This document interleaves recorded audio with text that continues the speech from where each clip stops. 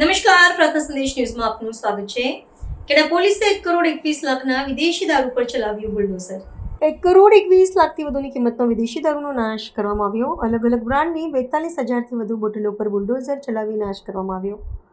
કોર્ટના આદેશ મુજબ પોલીસની હાજરીમાં 1 કરોડ 21 લાખથી વધુના દારૂનો નાશ કરવામાં આવ્યો.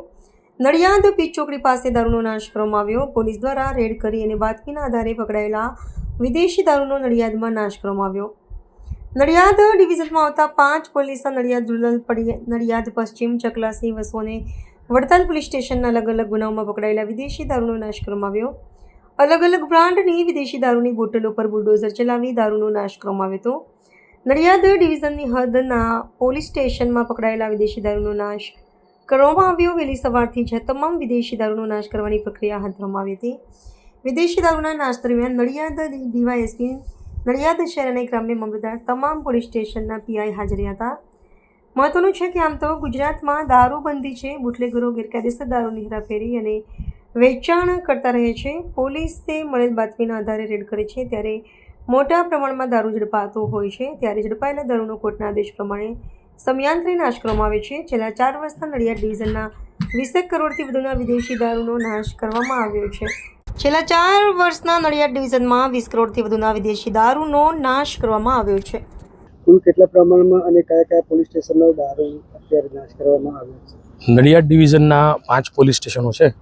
નડિયાદ રૂરલ, નડિયાદ પશ્ચિમ, ચકલાસી, વસો અને વડતાલ. આ પોલીસ સ્ટેશનના 20થી વધુ ગુનાના 20 જેટલા જ ગુનાના મુદ્દામાલનો જે નામદાર કોર્ટમાંથી હુકમો મળેલા તે આધારે લગભગ 42,000થી વધુ બોટલો અને 1 કરોડ 21 લાખથી વધુનો મુદ્દામાલનો આપણે જે કમિટી નિયમ અનુસારની કમિટી કરી નાશ કરવામાં આવેલો છે. કાર્યવાહી હાલમાં ચાલુ છે.